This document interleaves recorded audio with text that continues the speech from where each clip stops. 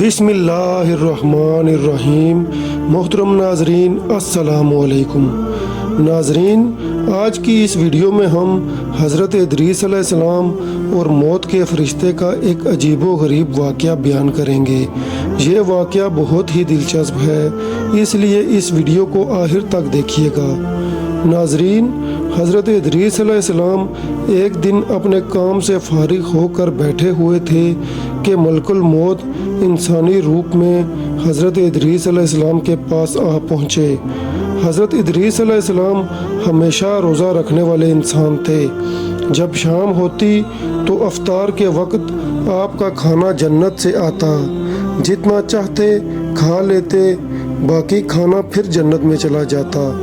اس دن کا کھانا جب آیا تو حضرت ادریس علیہ السلام نے وہ کھانا اس مسافر یعنی ملک الموت کو پیش کر دیا، لیکن اس مسافر نے کچھ نہ کھایا اور عبادت کرتا رہا۔ حضرت ادریس علیہ السلام اس کا یہ حال دیکھ کر بہت متاثر ہوئے کہ یہ کون شخص ہے۔ اگلے دن حضرت ادریس علیہ السلام نے ان سے کہا، اے مسافر، تو میرے ساتھ چل کر خدا کی قدرت جنگل میں جا کر دیکھ۔ تب وہ دونوں گھر سے نکل پڑے، چلتے چلتے گندم کے کھیت میں جا پہنچے۔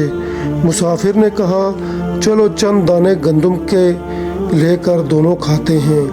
حضرت ادریس علیہ السلام نے فرمایا، عجیب بات ہے، رات کو تو نے حلال کھانا نہ کھایا، اب حرام کھانا چاہتا ہے۔ پھر وہاں سے وہ دونوں چلے اور انگور کے باغ میں جا پہنچے۔ وہاں انگور دیکھ کر حضرت اسرائیل علیہ السلام نے کھانے کا ارادہ فرمایا۔ حضرت ادریس علیہ السلام نے فرمایا کہ غیر کی ملکیت میں تصرف حرام ہے۔ پھر چلتے چلتے ایک بکری دیکھی۔ حضرت اسرائیل علیہ السلام نے اس بکری کو کھانے کا ارادہ کیا۔ حضرت ادریس علیہ السلام نے کہا کہ بیگانے کی بکری کو ذبح کر کے کھانا منع ہے۔ حضرت ادریس علیہ السلام کو شک ہوا کہ یہ مسافر انسان نہیں معلوم ہوتا، یہ کون شخص ہے، اور مسافر سے فرمایا، خدا کے واسطے ظاہر تو کر کہ تو کون ہے۔ مسافر نے کہا کہ میں اسرائیل ہوں۔ حضرت ادریس علیہ السلام نے فرمایا کہ تمام مخلوقات کی جان تم ہی نکالتے ہو؟ انہوں نے جواب دیا، ہاں میں ہی ہوں۔ حضرت ادریس علیہ السلام نے فرمایا، تم شاید میری روح قبض کرنے آئے ہو؟ انہوں نے کہا، نہیں، میں تو آپ کے ساتھ خوش طبعی کرنے آیا ہوں۔ حضرت ادریس علیہ السلام نے فرمایا کہ 3 دن سے تو میرے ساتھ ہے، کیا اس دوران بھی تم نے کسی کی روح قبض کی ہے؟ انہوں نے فرمایا، تمام روحوں کو قبض کرنا ہمارے ہاتھ میں ایسے ہے جیسے آپ کے دونوں ہاتھوں کے نیچے روٹی رکھی ہوئی ہو، یعنی اللہ کی طرف سے جس کی موت کا حکم ملتا ہے، اللہ کے حکم سے میں ہاتھ بڑھا کر اس کی روح قبض کر لیتا ہوں۔ اور بولے کہ اے ادریس علیہ السلام، میں آپ کے ساتھ رشتہ داری قائم کرنا چاہتا ہوں۔ حضرت ادریس علیہ السلام نے فرمایا کہ میں آپ کے ساتھ رشتہ داری قائم کروں گا، آپ مجھے روح قبض کرنے کی کڑواہٹ چکھا دیں تاکہ مجھے زیادہ خوف اور عبرت ہو اور میں اپنے رب کی اور بھی زیادہ عبادت کروں۔ حضرت اسرائیل علیہ السلام نے کہا کہ میں اللہ کے حکم کے بغیر کسی کی روح قبض نہیں کر سکتا۔ تب حضرت ادریس علیہ السلام نے اللہ تعالیٰ کی بارگاہ میں عرض کی، پھر روح قبض کرنے کے حکم پر روح قبض کر لی گئی۔ پھر حضرت اسرائیل علیہ السلام نے اللہ تعالیٰ سے دعا مانگی اور اللہ تعالیٰ نے حضرت ادریس علیہ السلام کو زندہ کر دیا۔ پھر موت کے فرشتے نے ان سے پوچھا، اے ادریس علیہ السلام، روح نکلنے کی تلخی کیسی تھی؟ وہ بولے، جیسے کسی زندہ جانور کی کھال سر سے پاؤں تک ادھیڑی جاتی ہے۔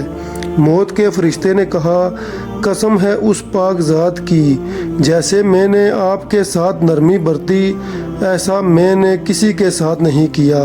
حضرت ادریس علیہ السلام نے حضرت اسرائیل علیہ السلام سے فرمایا کہ مجھے دوزخ کے دروازے تک لے چل تاکہ اسے دیکھ کر مجھے اللہ کا خوف زیادہ ہو اور میں زیادہ عبادت اور بندگی کروں۔ تب حضرت اسرائیل علیہ السلام نے اللہ کے حکم سے ان کو دوزخ دکھائی۔ پھر حضرت ادریس علیہ السلام بولے مجھے جنت دیکھنے کی آرزو ہے۔ حضرت اسرائیل علیہ السلام ان کو جنت کے دروازے پر لے گئے، پھر انہوں نے جنت کے مناظر اپنی آنکھوں سے دیکھے۔ پھر حضرت ادریس علیہ السلام نے کہا میں نے موت کی تلخی بھی دیکھی، جنت بھی اور دوزخ بھی، اگر اجازت ہو جنت میں جا کر ایک پیالہ جام پی لوں۔ حضرت اسرائیل علیہ السلام نے کہا ہاں اگر آپ واپس آنے کا وعدہ کریں۔ حضرت ادریس علیہ السلام نے وعدہ کر لیا اور اللہ کے حکم سے بہشت میں داخل ہو گئے۔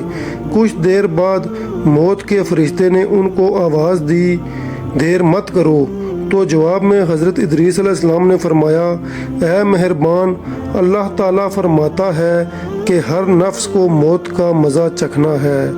اب تو میں نے موت کا مزہ بھی چکھ لیا اور میں دوزخ سے بھی ہو آیا ہوں، اور اللہ تعالیٰ فرماتا ہے جو جنت میں گیا وہ واپس نہ نکالا جائے گا، اب میں واپس ہرگز نہیں آؤں گا۔ بارگاہ الہی سے آواز آئی اے اسرائیل، تو ادریس کو چھوڑ کر چلا جا، میں نے ان کی تقدیر میں یہی لکھا تھا۔